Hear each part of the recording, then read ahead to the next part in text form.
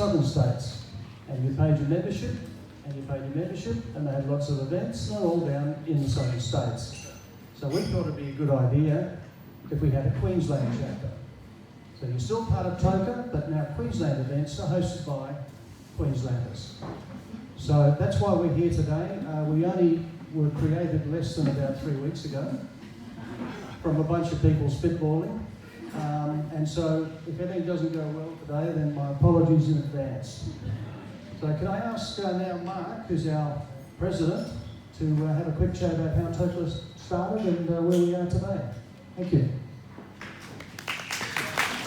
Okay. Well, he called me president, I would say just coordinator of a group of volunteers, yeah, which all behind the mission is we are there for you. Yeah? We don't do it for our own fun, yeah? But we felt that it's absolutely good to have a club here locally. Now, I'll give you a little bit of the history, how we got there. So we go back to 2014. That's when the first cars were delivered in Australia. Mine came through in March 2015, and it came on a flatbed. And in fact, they just brought it out. They said, "Get the keys." You know, now you've never been driving this kind of car. Just a little test drive in the US, but not really driving for a while. You can imagine, oh, how is this working, how is that working? But you have very few people that you can communicate with locally, no experience. Yeah. So definitely the need for knowledge sharing was there. Then a bit later, in December 2014, the first Tesla store was opened in Sydney. And that was followed then in 2016 in Melbourne. And Brisbane came only in 2017. I believe it's August 2017. So naturally, when TOCA was established in 2016, most of the members were coming from either New South Wales or Victoria. But we also did something over here in Queensland. We did an effort, and Matthew Baird took the initiative to open up a WhatsApp group for Tesla owners in Queensland. And that was the way for us to communicate. So we had a first meeting in April 2015, and most of the Tesla owners were there. May I ask, who was there in 2015? Richard, yes. But my car is the Hyundai.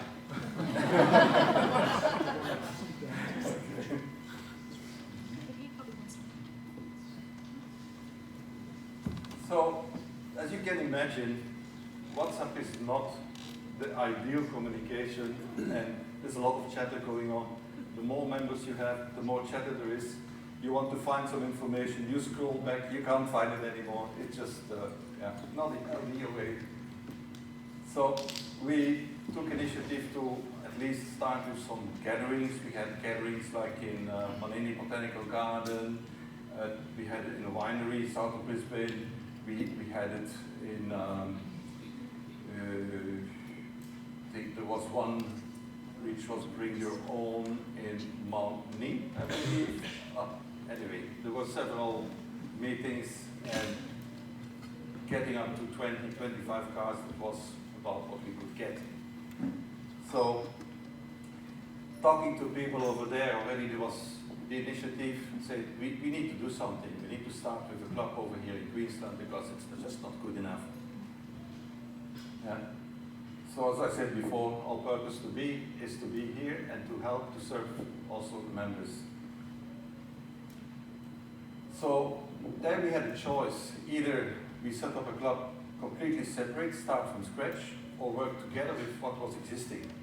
So we sit down with Marc Talloen, president of TOCA Australia, and we found a nice way, a kind of a format that worked well for all of us, and that gave us in Queensland sufficient independence to organize and focus on Queensland.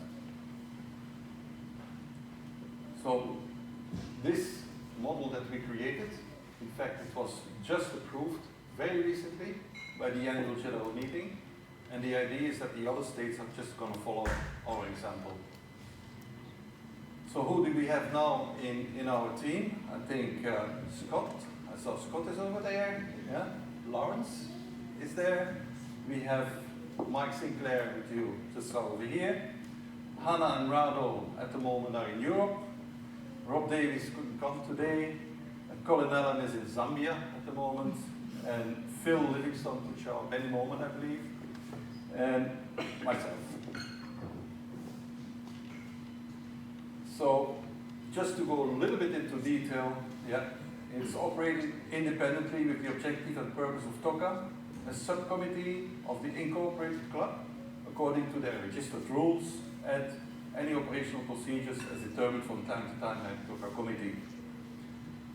More important here, promote friendship, knowledge sharing, networking between the members and interstate visitors, and through social media, and also through social functions like today, and promote ownership and potential ownership for Tesla vehicles and other related products. The other point, which is going to become more important to us in the future, is to lobby and facilitate on behalf of members. If we think about setting up the charging network, which companies are involved, what's the role of the government, how can we as a club facilitate to have a better result for the Tesla owners. Then we have, general, the Tesla mission statement, which is there. Let's talk about the fun way. If you really want to enjoy your Tesla, you just cannot hang around where you are. You have to go around, ask Sylvia, ask Linda.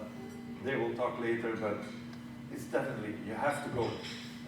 If you want to see this kind of places, you need to prepare. Another one, prepare. The cars, especially the S85 with a trunk and a front, definitely you can have lots of luggage there. And with 4 people in the car, and all the cables, all the gear that we brought to go to areas where simply no public charge is available. Sometimes we do it at weird places. We went to Ravenshoe and we charged direct from the windmills. So we had a school also coming over to see all that, and that was really a nice moment also to educate the younger people about electrical cars in Australia, because that's really where it started. In 2015, not too many around. We went to places up to Cape Tribulation. People were just wondering, how the hell are you getting here? And then Tesla this also didn't agree. As you can see here, they say, charging needed. You are 2,730 kilometers away from the supercharger.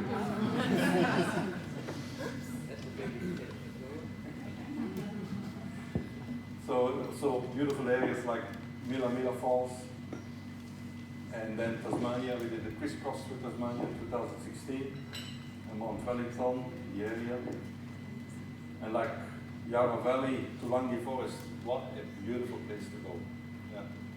If you have any chance to visit over there, get off the beaten track, go there, it's just magnificent. Now to do these trips, you need all these adapters and cables.